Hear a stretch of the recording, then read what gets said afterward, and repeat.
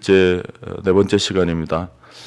여러분들이 매일 큐티를 할 때 하나님께서 들려주시는 아주 독특한 오늘의 양식으로 아주 특별하게 주시는 한 가지의 말씀이 있어야 하는 거죠. 그런 점에서 날마다 솟는 샘물은 매일 한 가지 주제를 이미 제시를 하고 있습니다. 여러분들이 펴놓은 책의 맨 첫머리에 그게 나와 있죠.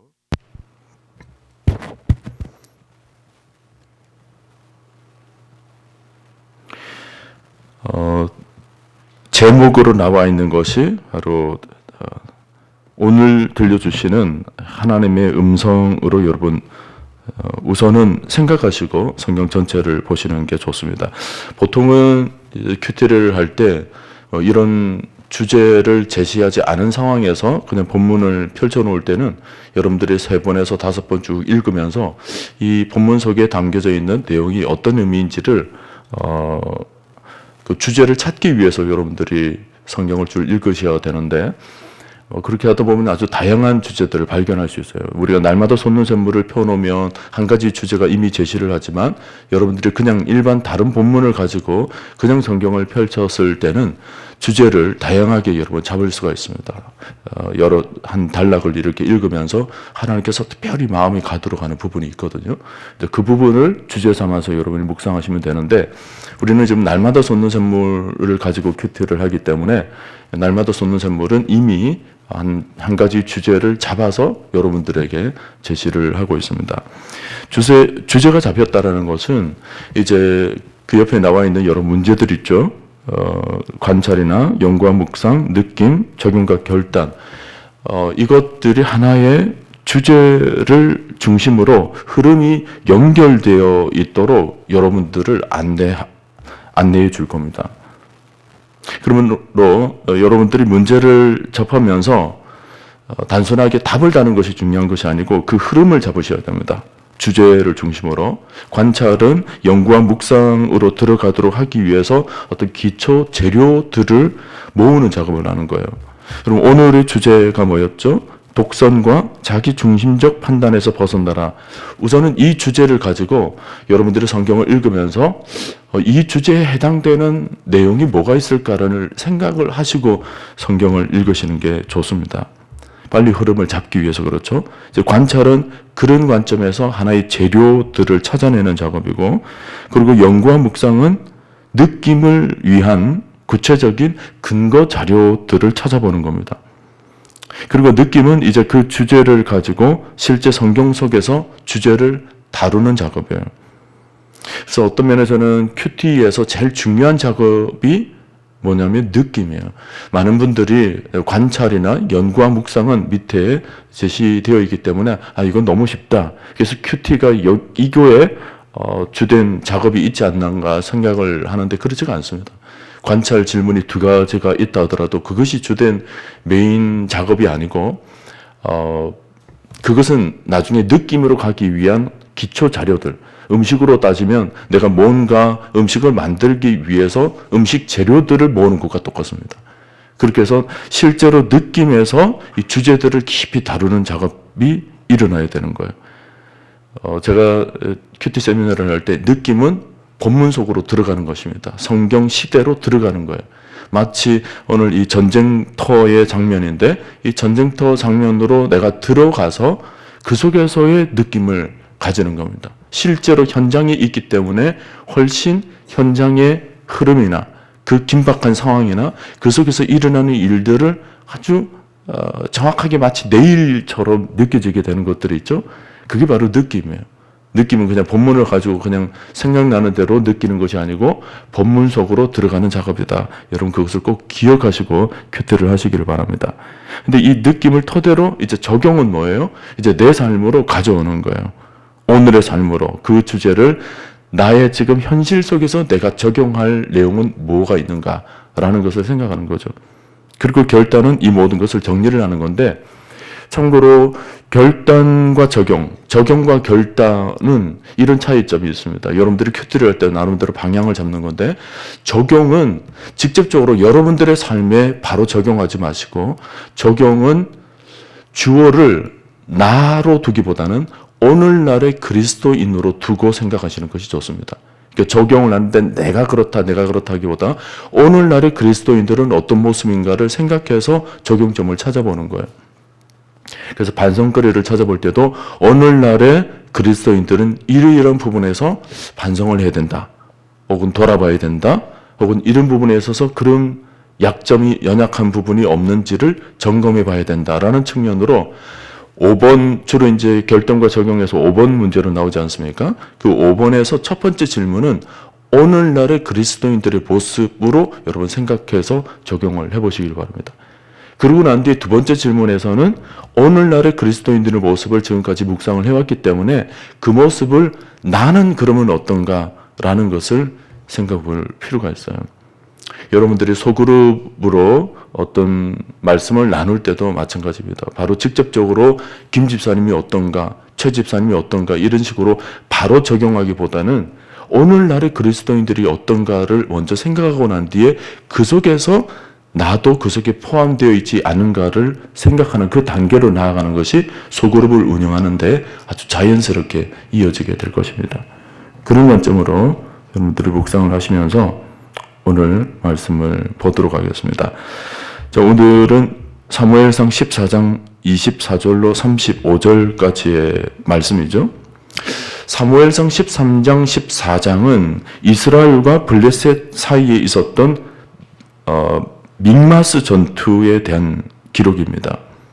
31절을 보면 그들이 심히 피곤한지라 이렇게 나오죠. 믹마스에서부터 아얄론까지 그야말로 정말 죽기 살기로 치렀던 아주 치열한 전투였던 겁니다. 우리는 그냥 성경을 이렇게 본문을 보지만 실제로 이 본문 속에 담겨져 있는 그 느낌이라고 그럴까요? 본문 속에 담겨져 있는 그 분위기는 정말 살벌한 거죠. 전쟁터입니다. 근데 성경의 카메라는 그 큰 창칼이 휘몰아치는 전쟁의 치열함을 그려주기보다는 그런 전쟁 앞에서 이스라엘의 첫 번째 왕이었던 사울이 이 전쟁 속에서 어떻게 행동을 하느냐, 그것을 보여주는데 성경 지면을 사용하고 있습니다. 전체적으로 보면 처음 왕이 될 때는 그렇게 좋았던 사울이 이제 자신을 따르는 백성들, 그리고 자신이 마음대로 의지할 수 있는 군대가 생겨나게 되니까 이제 처음 태도가 달라졌다는 것입니다. 자, 어떤 내용인지 큐티책을 보면서 한번 살펴보도록 하겠습니다. 1번, 믹마스 전투의 막바지에 사울이 병사들에게 내린 명령은 무엇입니까? 24절을 여러분 다시 보세요. 이날에 이스라엘 백성들이 피곤하였으니 이는 사울이 백성에게 맹세시켜 경계하여 이르기를 저녁 곧 내가 내 원수에게 보복하는 때까지 아무 음식물이든지 먹는 사람은 저주를 받을지어다 하였습니다. 그러므로 모든 백성이 음식물을 맛보지 못하고 24절을 보면 그 내용이 그대로 나오죠. 한마디로 전쟁을 앞두고 사울이 왕의 명령으로 백성들에게 금식을 선포한 것입니다. 사실 전쟁에서 백성들에게 식량을 보급하는 일은 굉장히 중요한 일입니다. 우리나라의 전쟁에서도 임진왜란 때 결국 왜군들이 전쟁을 계속 이어가지 못하고 실패하게 된 궁극적인 원인이 이순신 장군이 식량 보급로를 차단했기 때문이죠. 병사들이 음식을 먹는다는 것은 전쟁을 치르는 일에 굉장히 중요한 부분입니다. 먹고 힘을 얻어야 싸울 것 아닙니까? 그런데 그럼에도 불구하고 사울은 지금 음식을 먹으면 저주를 받게 될 것이라고 공포를 해요. 전쟁을 앞둔 시점에서 상당히 잘못되고 또 황당한 명령이 아닐 수 없습니다. 지금 사울의 판단력이 완전히 망가진 거예요. 이 망가진 판단력으로 사울은 지금 하나님이 요구하시는 것보다 더 크고 무리한 것을 요구하고 있는 것입니다. 관찰 2번을 봅니다. 사울의 잘못된 명령으로 어떤 일이 발생합니까? 28절과 33절 말씀을 중심으로 여러분 생각하십시오. 사울의 잘못된 명령으로 크게 두 가지 일이 일어나게 됩니다. 우선 첫째로 전쟁을 앞두고 먹지 못한 병사들이 심히 피곤해져서 블레셋과의 전쟁에서 제 능력을 발휘하지 못하게 된 겁니다. 그랬겠죠? 힘이 없으니까. 그리고 둘째로 더 심각한 것은 이 병사들이 너무나 허기지다 보니까 나중에 동물을 핏째 먹는 범죄까지 저지르게 됩니다. 사실 이스라엘 백성에게 이 피는 생명을 뜻하기 때문에 피를 먹는다라는 것은 생명의 주관자이신 하나님의 명령을 대적하는 행위였던 거죠. 그런데도 백성들이 워낙 배가 고프니까 싸울 힘이 없으니까 그런 것을 미처 생각하지도 못한 것입니다. 결국 뭐예요? 사울의 잘못된 명령으로 인해서 병사들이 집단적으로 죄를 범하게 되는 아주 심각한 결과를 만들게 되었다는 것입니다. 자, 연구와 묵상을 보세요. 3번 문제를 봅니다. 사울은 왜 전쟁 중인 병사들에게 금식을 명령했습니까? 제가 계속해서 큐티를 할 때 성경에서 사용되어진 단어에 주목하라고 했죠. 오늘 본문을 유심히 읽다 보면 사울이 왜 이런 행동을 했는지 드러내주고 있는 부분이 있습니다. 얼핏 보면 금식을 선포한다라는 것 굉장히 영적으로 보이죠? 금식을 선포하기까지 사울이 어떤 영적인 부분에서 탁월한 리더십을 발휘하고 있는 것이 아닌가 여겨지는데 사실은 금식을 선포하게 된 배경을 보면 전혀 영적이지가 않다라는 것을 발견하게 됩니다. 여러분 24절을 다시 보세요. 여기 보면 사울이 금식을 선언했던 근본적인 동기가 나오는데 다시 살펴봅니다. 이날에 이스라엘 백성들이 피곤하였으니 이는 사울이 백성에게 맹세시켜 경계하여 이르기를 저녁 곧 그 다음 부분 내가 내 원수에게 보복하는 때까지 이 부분을 자세히 여러분 살펴보시길 바랍니다. 내가 내 원수에게 보복하는 때까지 아무 음식이든지 먹는 사람은 저주를 받을지어다 그랬어요. 내가 내 원수에게 보복하는 때까지 이것을 영어 성경으로 보면 좀 더 명확하게 의미가 드러나는데 사울이 재귀형 동사를 사용합니다. I avenge for myself라는 부분이 나와요. for myself. 나를 위하여라는 뜻입니다. 그러니까 사울은 철저하게 자기 개인적인 동기에서 지금 이런 명령을 하고 있는 거예요. 하나님과 백성들을 위한 것이 아니라 백성들 앞에 서 있는 자기 자신의 인기와 같은 모종의 어떤 그런 공명심을 드러내기 위해서 지금 이 일을 선포를 하고 있는 것입니다. For myself예요. 과도한 공명심의 표현이기도 하죠. 싸우는 병사들이 이 왕의 황당하고 무모한 이 명령 때문에 지금 뭐예요? 공동체 전체가 기진맥진해지게 된 것입니다. 그 자그마한 자신의 어떤 모습을 드러내기 위해서 왕으로서 뭔가 업적을 이루려고 하게 된 줄도 모릅니다. 이제 전쟁의 막바지에서 그런 거예요. 막바지에서 이제 나의 공로를 돌이키기 위해서, 나의 공로로 돌아오도록 만들기 위해서 이 금식까지 선포하면서 내가 사무엘과 같은 어떤 모종의 영적인 리더십까지도 가지고 있다는 것을 지금 드러내주고 있는 그런 장면입니다.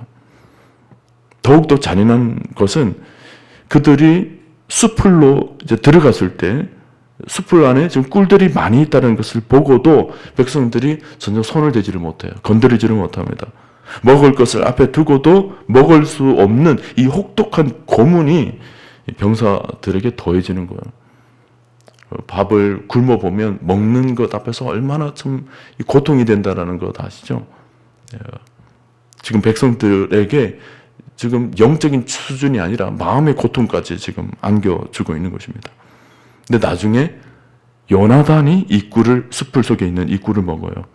사울이 명령할 때 요나단은 그 자리에 없었거든요. 사울의 아들 요나단이 꿀을 먹었다라는 소문이 돌면서 이제 병사들 사이에 이 진영의 동요가 일어납니다. 왕의 아들이면 다냐? 우리는 굶고 있는데 왕의 아들은 왜 명령을 어기느냐, 뭐 그랬겠죠. 그때 요나단의 입술을 빌려서 성경 저자는 사울에 대해서 이렇게 평가를 합니다. 29절에 나와 있는데, 아들이 아버지에 대한 평가이지만은 동시에 하나님의 평가이기 때문에 성경에 그 말이 기록된 거예요. 내 아버지 사울은 이 땅을 곤란케 하는 자다, 이런 평가를 해요. 실컷 먹고 기력을 얻었다면 더 많은 적들을 죽일 수 있었을 텐데 너무 어리석은 판단으로 이 땅을 곤란케 한 자다, 그렇게 얘기를 해요. 참고로 여기 곤란케 하다라는 단어는 히브리어로 아카르라는 단어를 사용하고 있는데, 이 단어는 옛날에 여호수아 7장에 보면 아간이 물건을 탐내어서 이스라엘 공동체 전체를 공경에 빠뜨리게 되었던 적이 있는데, 그때 사용되어진 단어입니다. 또 나중에 열왕기상 18장 17절에서 엘리야가 아합을 향해서 당신이야말로 이스라엘을 괴롭게 하는 자라고 비난할 때 그때에도 사용되어진 단어예요. 그러니까 매우 불온한 단어에 속하는 의미를 가지고 있습니다. 이 땅을 곤란케 한 자. 원래 왕이라는 위치가 뭐예요? 이스라엘 왕의 위치라는 것이 뭐죠? 이 땅을 평안케 해야 할 의무가 있는데 사울은 오히려 괴롭게 만든 것입니다. 왕으로서 용기도 없고 제대로 된 신앙도 없고 판단력도 흐려져 있고, 그래서 백성들에게 도움이 되기는커녕 짐만 되는 아주 무기력한 왕이었던 것입니다. 느낀 점으로 넘어가서 봅시다. 4번, 사울의 잘못된 명령으로 병사들이 굶주리고 동물을 핏째 먹는 범죄를 저지른 것을 보며 무엇을 느낍니까? 아마 사울은 마음으로는 틀림없이 왕으로서 뭔가 잘해보려고 했던 일이었을 것입니다. 첫 출발은 그랬겠죠. 금식을 선포한 것도 어떤 식으로든 이스라엘이 전쟁에서 이기게 하려고 했던 마음에서부터 출발을 했을 것입니다. 근데 그렇게 해서 그대로 전쟁에서 승리를 하게 되면 그 전쟁에서 영광에는 이제 하나님은 없고 자기의 영광을 높이겠다는 의도가 많이 보인다라는 것이 문제였습니다.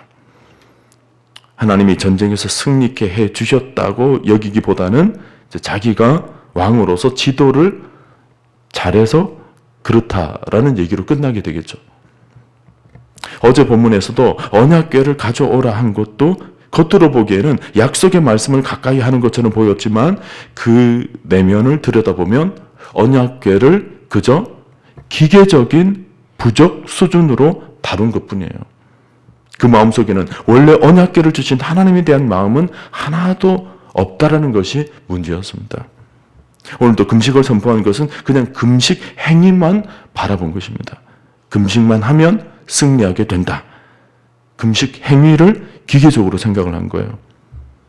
기계적이라는 말은 내가 무슨 인풋이 있으면 그대로 아웃풋을 얻을 수 있다라는 그런 생각이죠.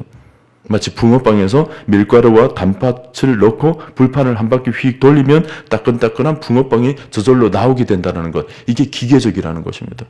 하나님도 뭔가 툭 던지면 자판기에 동전을 넣으면 커피가 툭 쏟아지는 것처럼 하나님께도 내가 뭔가 하고 싶은 일을 내가 원하는 소원이 있을 때 내가 이것을 툭 하면 이것이 툭 기계적으로 나오게 된다라고 생각하는 그런 수준. 그것을 우리는 기계적이다, 그렇게 얘기를 해요. 여러분, 우리 기독교는 그런 정도의 기계적인 신앙이 아닙니다. 우리가 섬기는 하나님은 살아계신 분이신 것입니다. 하나님이 살아계신다는 것은 그분이 인격적인 분이라는 거예요. 우리가 어떤 영적인 행위를 할 때 그분은 우리의 행위를 받으시기도 하시지만 동시에 우리의 행위를 거부하실 수도 있습니다. 예배 한 번을 드리는 문제도 우리가 그분께 마음을 다하고 정성을 다할 때 우리의 예배를 받으십니다. 근데 우리의 예배 속에 마음도 없고 뜻도 없고 정성도 없다면 우리의 예배가 거부될 수도 있습니다. 그분이 그런 주권을 가지고 계신 거죠. 시편 51편 17절 말씀에서 하나님께서 구하시는 제사는 상한 심령이라 하나님이여 성하고 통회하는 마음을 주께서 멸시하지 아니하시리이다. 이런 말씀이 뭐냐면 하나님은 외형을 보는 것이 아니라 우리 마음의 중심을 보신다라는 것입니다. 인격을 가지고 계신 분이 인격과 인격으로 만나기를 원하시는 거죠. 그러니 하나님에 대한 마음은 없고 그저 금식만 한다? 금식만 하면 전쟁에서 이긴다? 금식만 하면 내가 원하는 것을 얻게 될 것이다? 이것은 하나님의 마음을 전혀 생각하지를 않는 겁니다. 하나님을 인격적으로 대하지를 않는 거예요. 금식 자체는 분명히 좋은 겁니다. 그런데 그 금식하는 마음이 하나님 마음과는 무관한, 그저 주술적이거나 기계적으로 받아들인다면 그것은 참된 금식이라고 말할 수가 없어요. 사울은 하나님께 기름 부음을 받아서 왕이 되었지만 정말 하나님이 원하시는 것이 무엇인지를 깨닫지를 못한 겁니다. 그저 전쟁만 잘 치러서 이기기만 하면 된다라고 생각을 했고, 그리고 그 결과를 하나님 관점에서 생각하기보다는 왕으로서 자기 공명심만 생각한 것입니다. 이런 개인적인 공명심이 백성들 전체를 얼마나 피곤하게 만듭니까? 이와 같이 지도자가 지나친 공명심을 사로잡히게 되면 공동체 전체가 피곤하게 되는 것입니다. 오늘 본문을 보면 인간 리더가 백성을 다스린다는 것이 얼마나 불완전한 것인지, 인간 지도자들은 모두 하나님께서 세우신 것인데 그 어느 누구도 그들에게서 하나님이 떠나게 되면 정말 무익한 자라는 사실을 새삼 깨닫게 되는 것입니다. 자, 적용과 결단으로 넘어와서 여러분 사울의 태도를 오늘날의 성도들의 모습에 한번 적용해서 생각해 보시길 바랍니다. 5-1번. 큐티책에서는 나의 잘못된 판단으로 다른 사람까지 어려움을 겪었던 적이 있다면 언제입니까? 나를 먼저 생각하기보다 오늘날의 그리스도인들의 모습을 먼저 한번 생각해 보시길 바랍니다. 나의 판단으로 다른 사람의 어려움을 겪었던 적은 없는가? 우선 다른 사람과의 관계를 먼저 생각하기 전에 조금 다뤘던 내용이 있기 때문에 여기에 앞서 먼저 생각을 한다면, 지금 사울이 금식을 선포하며 내가 원했던 것을 취하려고 금식을 선포한다, 뭐 이런 내용을 보면서 여러분 오늘 새벽에 혹시 드시는 생각은 없습니까? 우리도 어떨 때는 뭔가 소원이 있을 때, 나 금식해야지. 금식해서 하나님께 이걸 얻어야지. 뭐 좋은 마음이에요. 하나님께 간절히 기도하는 태도로 나아가겠다라는 모습은 좋은 의미입니다. 그런데 여러분, 말씀드린 것처럼 금식 자체를 하나님께 뭔가 소원의 제목을 얻기 위한 기계적으로 해석하지 마십시오. 내가 금식만 하면 반드시 그것을 얻게 될 것이라고 생각하지 마십시오. 이런 금식도요, 그냥 내가 의도적으로 내가 하고 싶어서 하는 것이 아닙니다. 하나님께서 주시는 마음이 있어요. 하나님께서 주시는 마음으로 금식을 해야 됩니다. 그리고 그 금식 속에 음식을 금하는 것이 문제가 아니고 금식 속에서 하나님을 더 가까이 가는 것이 문제인 거예요. 하나님을 더 간절히 만나는 것이 문제인 것입니다. 근데 어떤 분은 그냥 음식만 그냥 금하면서 그 자체를 가지고 그냥 의미를 가지고 계신 분이 있죠. 금식의 첫 출발이 뭔가 우리가 점검해야 될 부분이 있는 거죠. 오늘 본문을 보면서. 자, 지도자로서 또 우리가 빠지기 쉬운 잘못들이 뭐가 있을까? 여러분 한번 오늘 본문을 보면서 생각해 보시길 바랍니다. 나 한 사람의 잘못 때문에 혹 공동체 혹은 나라 전체에 영향을 주고 있는 부분은 없는가? 지금까지 세계의 수많은 전쟁들을 감안해 보면 지도자들의 지나친 공명심이 그 원인이 되었던 경우가 굉장히 많습니다. 제2차 세계대전만 해도 독일, 일본, 이탈리아 등 이 전체주의에 빠진 나라의 그 지도자들이 지나친 공명심을 가지고 지도력을 발휘하면서 생겨난 그 전쟁의 결과였던 것을 우리는 보죠. 우리나라의 경우도 5.16이라든지 5.18 이런 쿠데타도 백성들이 그토록 많은 괴로움을 당한 근본적인 원인도 보면 일부의 그 지도자들의 공명심에 사로잡힌 결과가 아닐 수 없습니다. 지도자가 공명심에 사로잡히면 이렇게 공동체가 피곤하게 되는 것입니다. 이는 교회라고 예외가 아닙니다. 교회도 일부 공명심에 사로잡힌 지도자들로 인해서 모든 성도들이 피곤하게 되는 경우가 있습니다. 굳이 안 해도 되는 일들을 벌여서 공동체 전체가 부담을 지게 되는 경우가 있죠. 어느 교회는 목사님이 어느 세미나만 갔다 오면 교회 전체 프로그램이 바뀌는 거예요. 내가 뭔가 하나 배워왔으니까 이것을 가지고 교회 전체를 뭔가 하나 바뀌어볼 것이라고 생각을 하고는 그냥 세미나만 갔다 오면 교회 전체가 휘청휘청거리는 거예요. 뭐 가정교회를 한다 그랬다가 어느 세미나 또 갔다 오니까 또 셀 교회로 바꾼다 그랬다가 뭐 중심이 없이 온 교회 전체 성도가 막 체제가 휙휙 바뀌니까 거기 따라가려고 성도들이 너무 피곤해지는 경우도 있습니다. 또 어느 교회는 정상적인 말씀은 제쳐두고 예언과 방언 기도가 중요하다 그래가지고 그것만 찾아 돌아다니는 교회도 있어요. 급기야 뭐예요? 재림주를 맞는다면서 모든 것을 다 팽개치고 그냥 산꼭대기로 성도들을 데리고 올라가는 거죠. 소소하게 그런 일이 오늘날에도 주변에서 더러 일어나는 일들이에요. 정말이지 국가든지 교회든지 또는 어떤 공동체든지 지도자가 된 자들은 자기 자신보다도 먼저 공동체 전체를 생각하고 자기의 공병심에 빠지지 않도록 부단히 경계하는 모습이 있어야 되는 거예요. 사실은 이런 모습은 여러분들의 가정에서도 더 잘 발견될 수 있습니다. 여러분들이 한 가정을 일궈 나가는 가장의 위치, 가장도 리더죠. 가장의 위치에 있을 때, 그래서 내가 생각하는 대로 자녀들에게 강요할 때가 있습니다. 물론 부모로서 옳은 결정을 할 때가 많겠지만 중요한 것은 우리의 생각이 하나님보다 앞서면 안 된다는 것입니다. 실제로 사울은 자기가 한 말이 나중에 오늘 얘기의 뒷부분에 나오겠지만 사울이 요나단을 바치게 되는 위험에까지 처하게 되는 거죠. 자기의 한 말, 자기의 공명심 때문에 가정에게까지 아주 어마어마한 영향을 끼치게 되는 일. 실제로 사사기에서도 그런 일이 있었습니다. 입다가 한 소원 때문에 자기의 소원인데도 자기의 소원, 자기의 공동체 앞에서 자기가 했던 그 소원 때문에 딸을 바치게 되는, 딸이 죽게 되는 너무 황당한 일이 일어나게 되었던 거죠. 요즘은 그런 가정이 확연히 줄었는데 옛날에는 그런 것이 있었어요. 너는 이 길로 가도록 해라.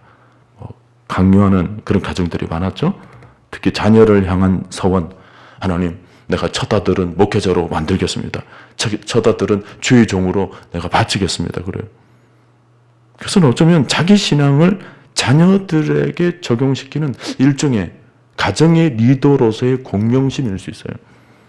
하나님께서 그 자녀를 주의 종으로 키우면 하나님의 방법으로 하나님의 때에 너무나도 영적인 질서 속에서 아름답게 부르실 일인데 어릴 때부터 이상하게 하나님께서 은혜를 받았다는 아버지의 영향 때문에 자기는 가고 싶지는 않은데 목회자의 길을 가는 그런 자녀들이 어떤 면에서 영적으로 아주 힘들어하는 그런 얘기들을 주변에서 참 많이 듣게 돼요. 우리 자녀들을 향해 하나님의 마음은 깊으신 뜻이 있다면 그냥 우리는 묵묵히 하나님께서 뜻대로 이루어 가시도록 그냥 기도만 할 일이에요. 주시는 마음이 있다면 하나님께서 그 일을 친히 이루어 가시도록 기도로 섬길 뿐이죠. 우리의 공명심을 가지고 그 자녀들에게 억지로 강요하기보다는 그저 아비로서 내가 원하는 대로 막 강요할 때 우리는 오늘 본문을 보면서 어쩌면 이것이 하나님 앞에 괜히 나 자신을 드러내기 위한 아버지로서 내 신앙을 드러내기 위한 일종의 공명심은 아닌가 생각해 볼 필요가 있습니다. 그렇다고 아이들을 방치할 수는 없겠죠. 우리는 부모라는 가정의 리더로서 늘 하나님께 묻는 기도의 삶이 필요합니다. 묻지도 않고 자녀를 키우는 것은 또 하나의 독선적인 모습이 될 수 있습니다. 오늘 큐티에서 독선이라는 단어가 주제어로도 등장하고 있는데 여기서 말하는 독선이라는 것은 어떤 민주주의적인 방식을 얘기하고 있는 것이 아니에요. 여러 사람들의 의견들을 모아서 어떤 한 가지를 결정하자라는 그런 수준의 인간론적인 측면으로 얘기하고 있는 주제어가 아닙니다. 내 신앙의 여정에서 하나님을 배제시키고 내 마음대로 하는 태도가 바로 독선인 것입니다. 그러니까 신본주의가 아닌 내 인간적인 생각으로 처리하는 방식이 바로 독선이 되는 거예요. 오늘도 내 삶에서 내가 지금 독선적으로 살아가고 있는 것인가 아니면 하나님께 늘 뜻을 묻고 나의 자신의 공명심을 드러내는 것이 아니라 하나님의 영광이 나타나도록 하는 삶을 오늘 큐티를 통해서 우리는 우리 삶을 점검하고 결단을 해야 될 줄로 믿습니다. 자, 이런 내용을 묵상하셨으면 이제 여러분들이 여러분의 삶을 돌아보며 결단의 삶으로 한번 나아가는 겁니다. 5-2번에 보면 아집과 독선을 버리고 분별력 있게 행하며 공동체 전체를 위해 중보하는 제자로 살기 위해 무엇을 결단하겠습니까? 지금까지 다뤘던 그런 내용들을 가지고 쭉 여러분들이 기도 제목을 삼아 보는 겁니다. 이번에 나눠드린 큐티 세미나 유인물들을 여러분 자세하게 읽어보셨는지 모르겠어요. 큐티에서 결단을 위한 적용은 제가 4P라고 해서 4가지를 제시해 드렸죠. 첫 번째는 개인적이어야 합니다. 내가 이렇게 살겠습니다라고 하는 마지막 문제에 대한 결단으로 쓰실 때는 주로 개인적인 것, 내가 맡은 사역들 속에 하나님 내가 공명심을 드러냈던 적은 없습니까? 그리고 지금 혹시 내가 공명심을 드러내고 있는 부분은 없습니까? 이런 측면에서 여러분들의 개인적인 삶으로 적용해서 결단 내용을 적으셔야 합니다. 그 다음에 두 번째는 실제적이어야 합니다. 하나님 말씀 비춰서 하나님 뜻이 아닌 것들을 실제적으로 찾는 작업이 필요해요. 그다음 막연하게 하나님 뜻대로 없어서 이제는 묻게 없어서 그런 수준이 아니라 지금 내 삶 속에서 실제로 이것이 일어나고 있는 것이 무엇인지를 찾아내어서 그것을 결단으로 만들어줘야 되는 거죠. 그리고 가능한 것이어야 합니다. 그러니까 내가 할 수 있는 일을 결단하는 거죠. 하나님 내가 세계 정복하는 문제를 다루게 하소서. 이것은 우리가 지금 현실 속에서 즉각적으로 가능한 일이 아닌 영역이죠. 그러니까 내가 가능한 영역, 내가 실제로 내 삶을 바꿀 수 있는 영역은 무엇인가를 생각해야 되고, 그리고 점진적이어야 합니다. 더욱더 발전적이어야 되는 거죠. 신앙생활을 하는데 어제보다는 오늘의 모습이 조금 더 점진적, 그러니까 발전적으로 나아가야 됩니다. 예를 들어서 기도에 대한 내용으로 결단을 할 때도 이전에 내가 기도 생활을 5분 했다면 오늘의 결단에서는 하나님 기도 생활을 조금 더 느리게 하소서. 10분, 시간의 분량으로 얘기하기는 좀 그렇습니다만은 하나님 이러이러한 부분에서 조금 더 기도 생활이 더 깊어지고 더 성숙해지도록 하게 하옵소서. 점진적으로 나아지는 방향으로 여러분들이 결단을 하셔야 됩니다.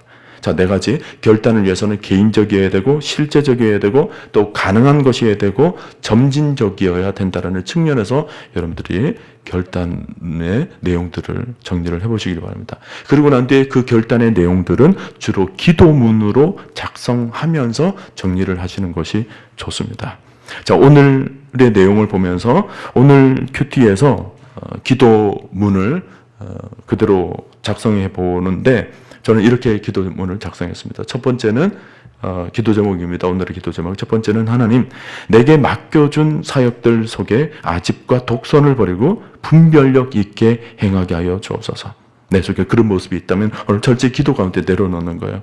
그리고 두 번째는 항상 내가 속한 공동체의 지도자가 바른 판단으로 하나님을 경외하는데 힘을 쏟게 하소서. 나도 내가 지도자의 위치라면 그런 기도가 되도록 여러분 기도하시고, 또 나뿐만 아니라 우리 교회 공동체 지도자들이 있죠.